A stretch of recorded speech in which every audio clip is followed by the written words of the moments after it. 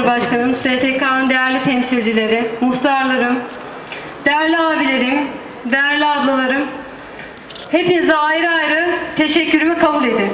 Tekrar hoş geldiniz. 1975 Bafra doğumluyum. Sizin öz evladınız sayılırım.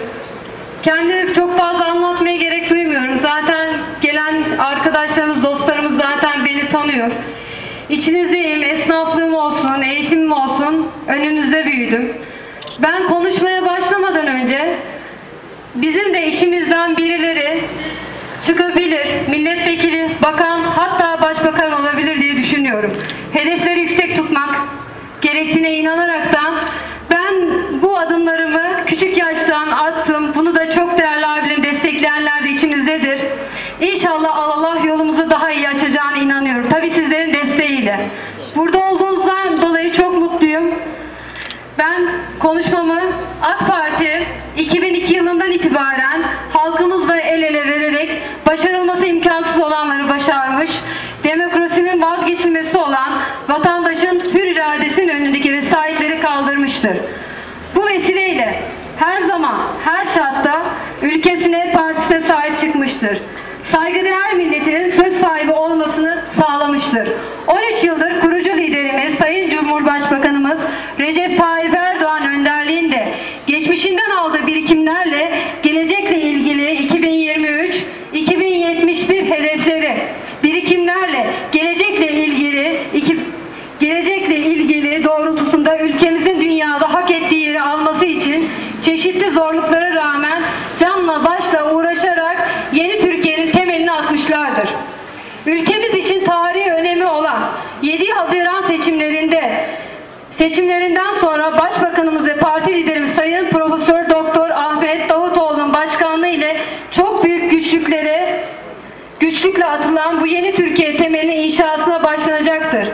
Cumhurbaşkanımızın ve Başbakanımızın uyumlu bir birlikteliğiyle, halkımızın her zamanki desteğiyle yeni Türkiye insanlarımızın kardeşlik içinde yaşadığı, gelecek kaygısı olmayan huzurlu bir ülke, dünyada her zamankinden daha saygın, itibarlı, bölgesinde ve dünya konjektüründe masada söz sahibi bir ülke olacaktır. İnşallah.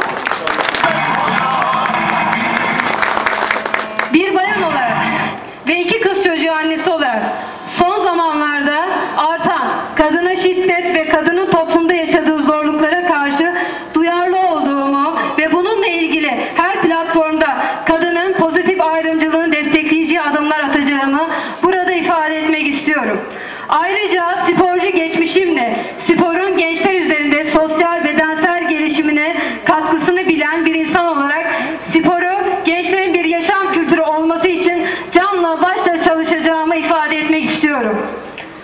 Çok değerli konuklarımız, benim projem yok. Burayı ben doğaçlama yapmak istiyorum izninizle.